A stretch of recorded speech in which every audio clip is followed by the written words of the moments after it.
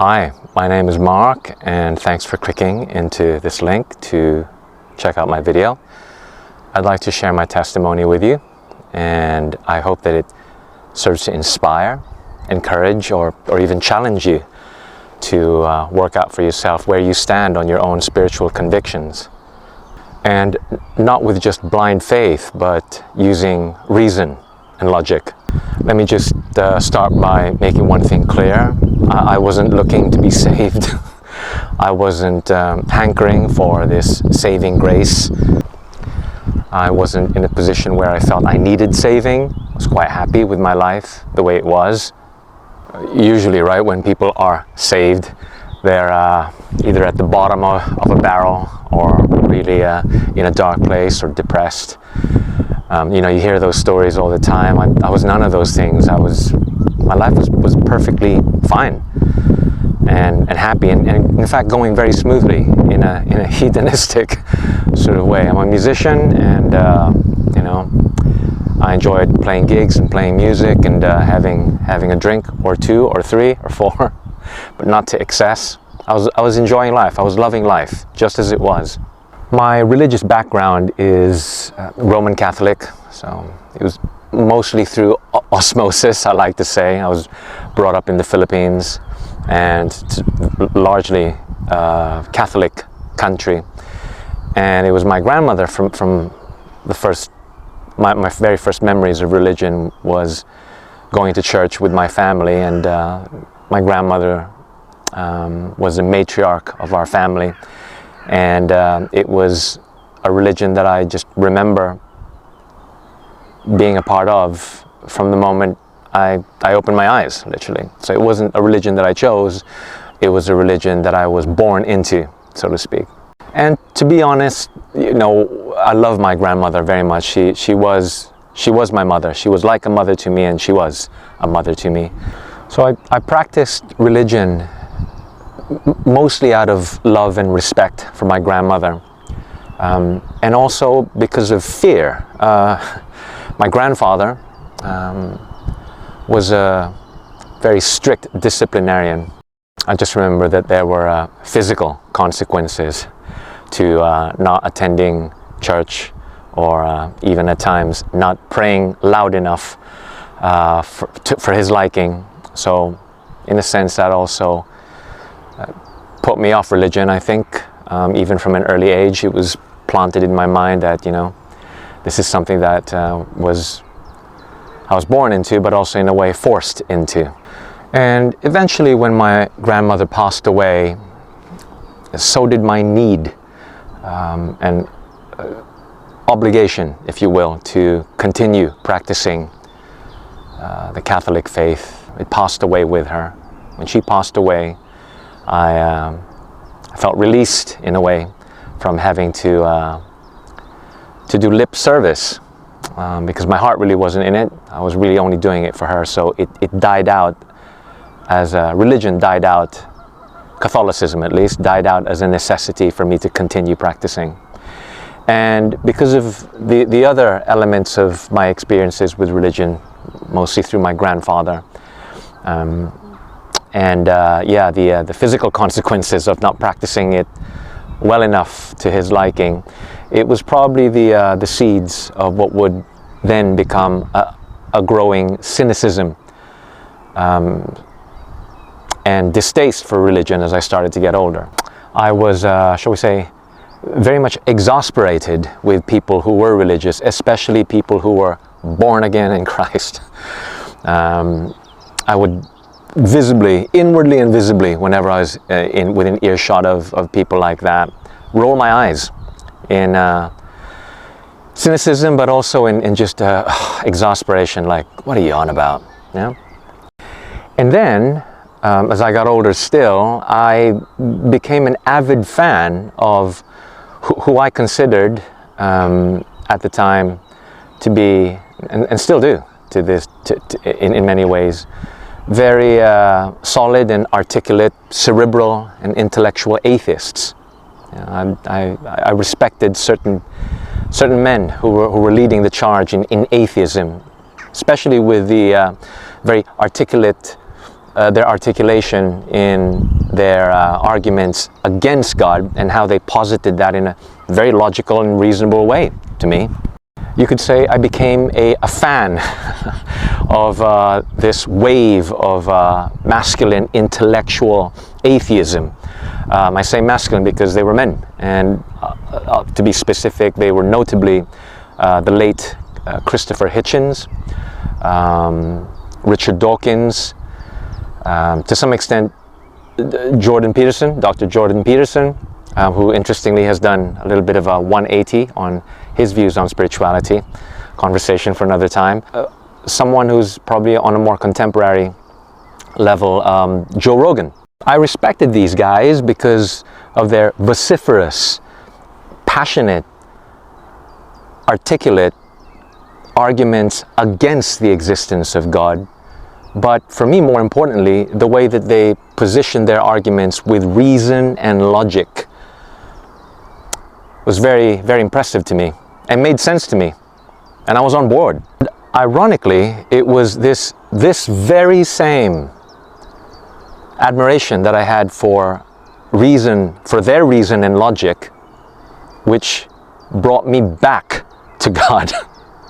So how that happened is, obviously when there's debates going on or trains of thoughts, there's usually opposing points of view, right? Hence it being a debate. And I was starting to notice other voices on the other side of the table. Voices that I never knew existed before, and these were men with counter-arguments. These were men who were equally as passionate, equally as vociferous, if not more so. Be generous here by saying equally as intellectual, although I would argue that probably more intellectual because they had the academic merits and the accolades to back up their thoughts. They were actually academics and scholars who were peer noted by both scholars and from the scientific communities who were believers and non-believers respected these men that I'd never heard of before. In no particular order, they are Professor John Lennox, who is a professor at Oxford University, professor of mathematics. Michio Kaku, who's I believe a physicist, if not an astrophysicist. There's a Stephen Meyer, who's a historian, a physicist. Dr. James Tour, I believe, from Rice University. He's a scientist, chemist, and notably a Messianic Jew.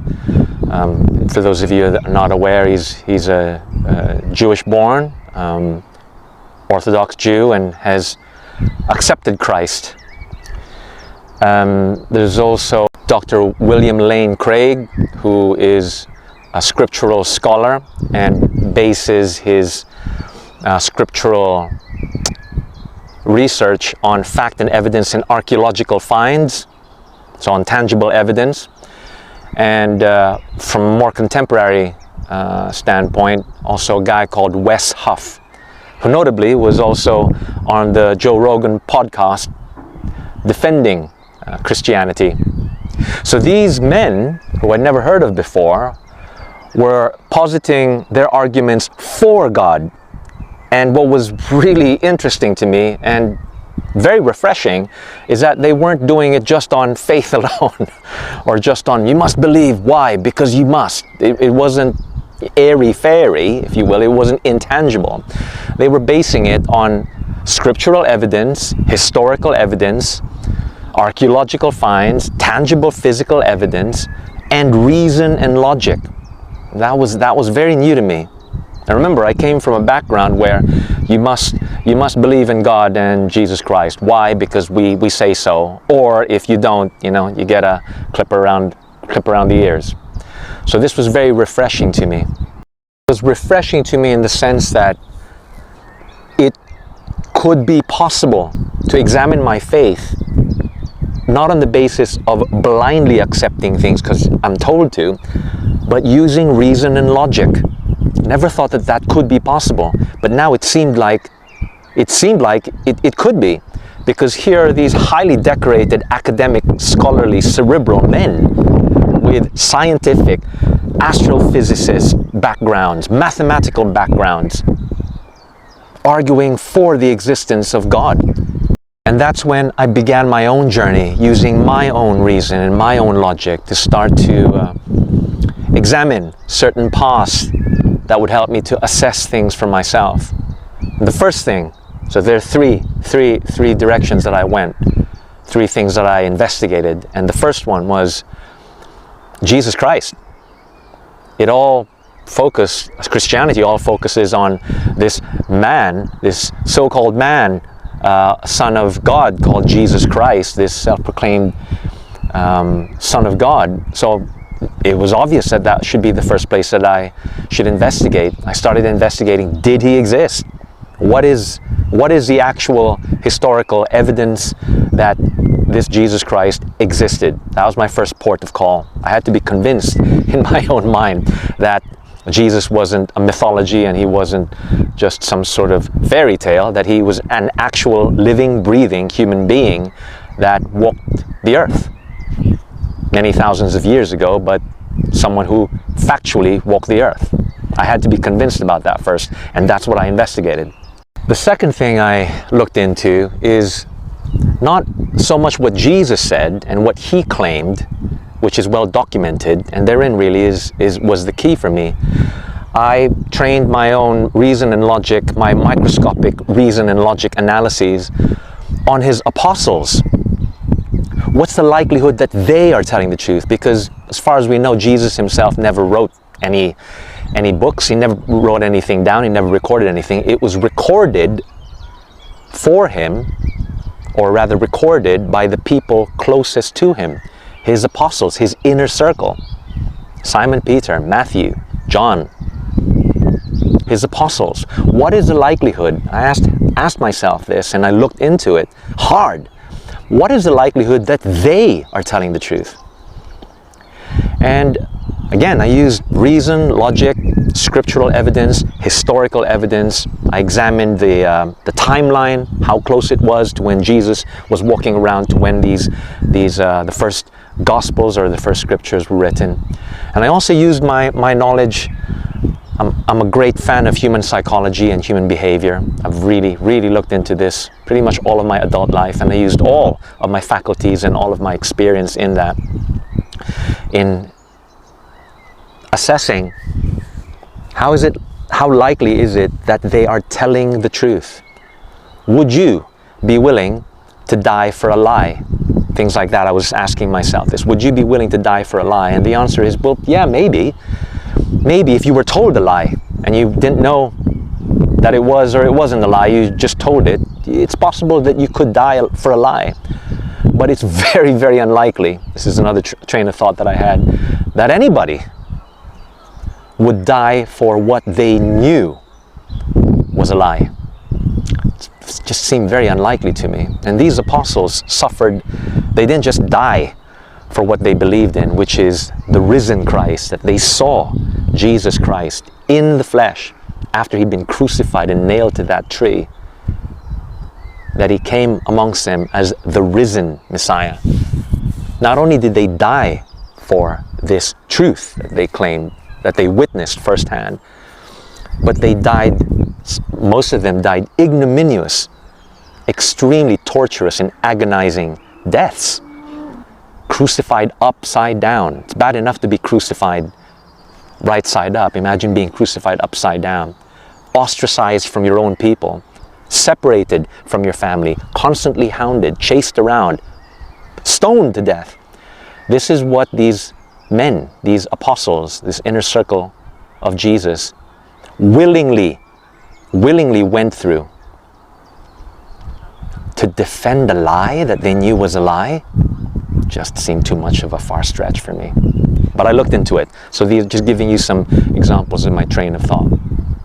And thirdly, I examined the case for a benevolent God, a benevolent creator, a harmonizer, a precision harmonizer of the universe, the mathematics of it. Professor John Lennox and Michio Kaku posit some great arguments along the lines of mathematics pointing to God, but I looked into the veracity and the possibility that this isn't all just random chaos that has miraculously come together.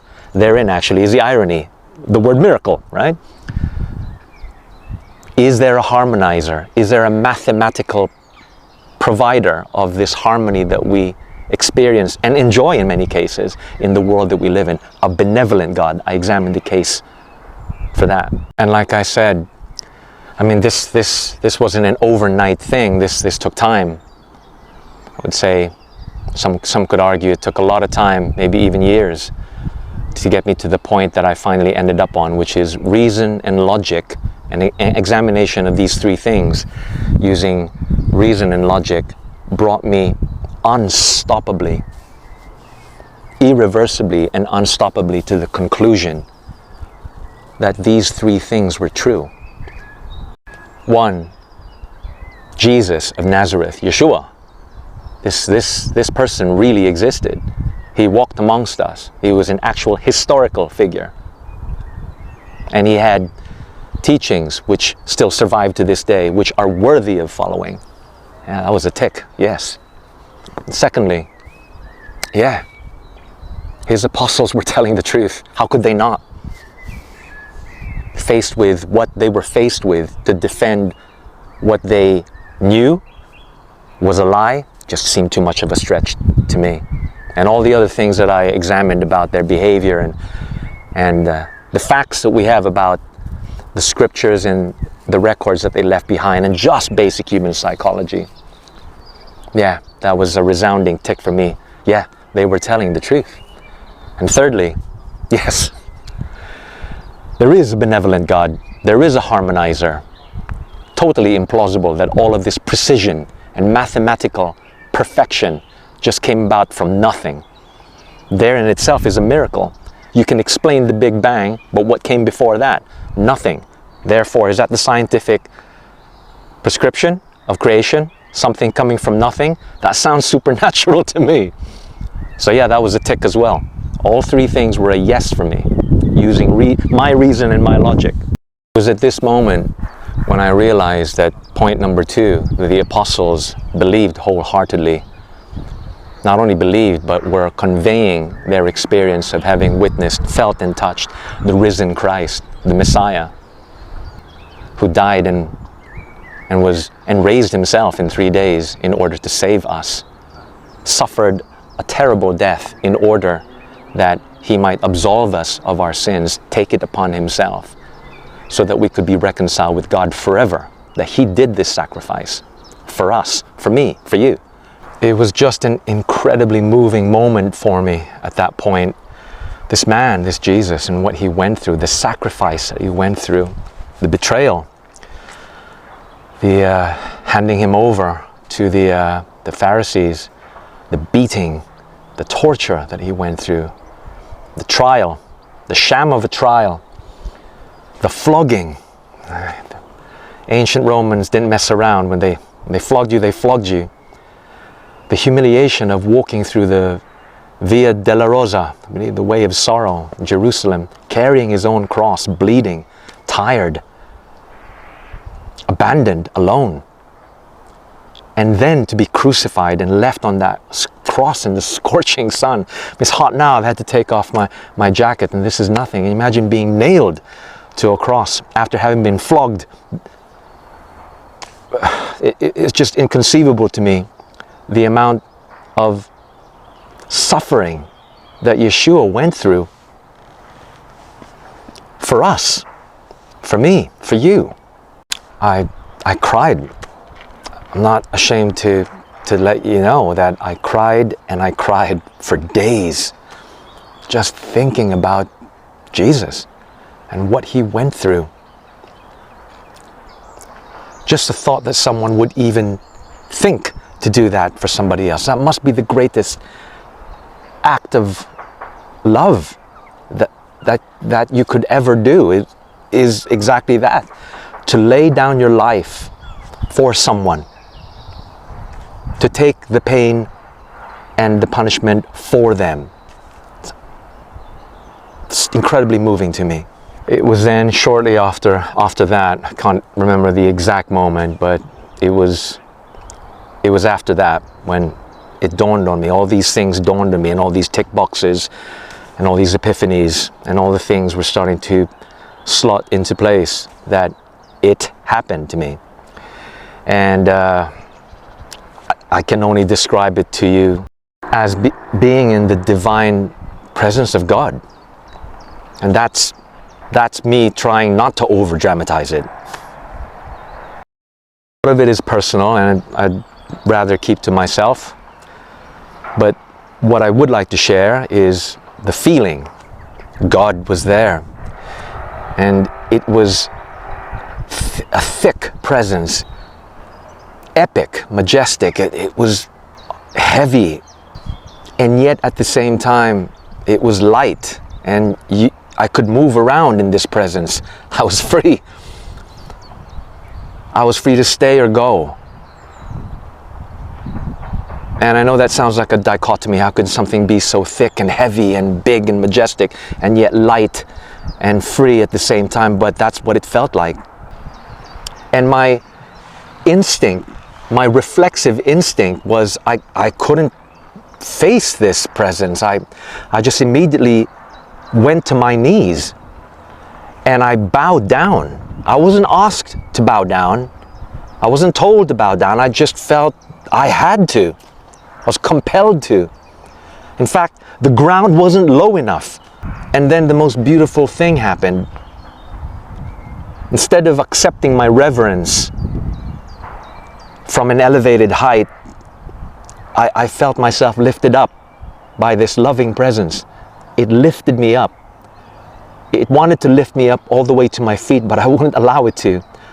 I wanted to remain on my knees. I felt like this was the correct position to be in this presence. I couldn't face this presence. And it held me in what can only be described as a powerful, gentle presence that filled me and surrounded me with peace. And I know people talk about this word peace a lot, but it was an indescribable peace in that it's a level of peace or a feeling of peace I had never, ever felt before in my life. It was an unearthly kind of peace. And there was a sense of knowing. It's almost like I knew there was a sense that anything and everything that I needed to know was knowable, but just not at this time. But it was there along with that peace. It was divine. That's all I want to say on that. The rest is personal. You clicked on this video for a reason, and I'm not sure what that reason is, but I am glad that you're here.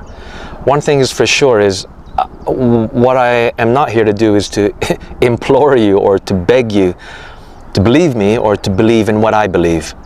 Maybe you're searching for answers. Maybe you're searching for a different way to examine your faith.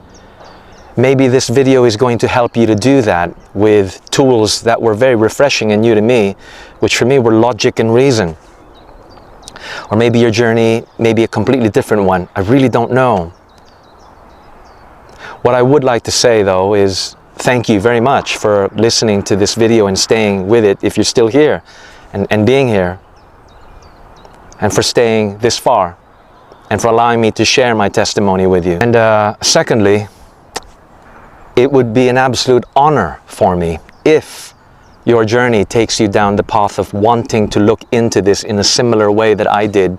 It would be my honor to guide you along with just the steps that I took, the things that I was reading, people that I listened to, many of whom I've already mentioned in this video, but it would be my honor to just give you these signposts, if you will, for you to make up your own mind. It would be an honor for me to do that. Just hit me up in the comments or send me a message or a DM. One thing I would like to say though, a bit of advice, if you do follow that path of trying to get more information about this, is don't load yourself up with arguments against God. And bear with me, okay? That might sound like a cop-out, but bear with me. We're already full of it. We already know what those reasons are. Does God exist? Well, where is he, right? We already grow up with all of these like evidence of God doesn't exist because there's nothing tangible to support it, etc., right? We already know all those things. You already know all those things. So I would encourage you, I would ask you, in fact, I would strongly urge you to fill yourself with information from credible sources, credible people, people who are academically noted and respected in their peerage circles, like the ones I've described. Find these people and listen to what they have to say and their reasoning and their logic and their arguments for God and for Jesus. Just listen to it. And then you should hopefully have, at that point, a balanced scale of arguments against God, which we already know instinctively and have been filled with perhaps throughout our entire life. And maybe, hopefully, a slew of fresh information of arguments and reasons for God using reason and logic. And then you can make up your mind at that point in the balance of things being equal, hopefully as equal as possible, for you to decide for yourself what is true. I will warn you about one thing. Let's say that you follow a similar process that I went through and eventually you come to a point where reason and logic have brought you to that same point that I found myself in, which is, this is making sense, right? I'll tell you now that at that point, it will still be required for you to make a leap of faith. There's still going to be a gap, a divide from where you are, a place of, shall we say, acknowledgement or acceptance of something beyond yourself, something bigger than yourself. It'll still require that leap of faith. But at that point, I'd like to reassure you that at least when you get to that point, it won't be a leap of blind faith, right? It won't be, because you would have done all of that work and all of that insight and thinking and research and looked into the evidence to bring you to that point with reason and logic, so that all is required, and it is required, is that leap of faith. But I say this to you, we take leaps of faith all the time, every day. When we ride the bus, when we drive the car, when we ride a plane, when we get on a plane to travel on holiday, we put stock in our faith in things that are beyond our control all the time. You buy medicine from the pharmacy, right? You're just assuming that someone has packaged that correctly and that you're going to be okay. We take leaps of faith all the time in everyday life. And with this, wouldn't it be worth it to look into it? The process of looking into it using reason and logic. And when you come to that point that reason and logic has given you the thumbs up on almost every criteria, wouldn't it be worth it to consider that leap of faith, which is not blind, but backed up by study and reason and logic, to take you to that other side? I'll leave that up to you. If this video helped you, if it inspired you, please like and share it with others so that they might have a chance to look into it as well for themselves. Even if it challenged you, even if it annoyed you, for whatever reason, I would ask you to just take a moment to look into this for yourself. And if you come to the conclusion that you proved me wrong, at least you've looked into it. And if you come to the conclusion that it could take you somewhere that you've never been before, where there could be the answers that you have been seeking, then brother, sister, it would have been my honor to have inspired or challenged you, either way, to bring you to that point. So thanks again for listening, and please do like and share this video if it either helped you or challenged you. God bless you.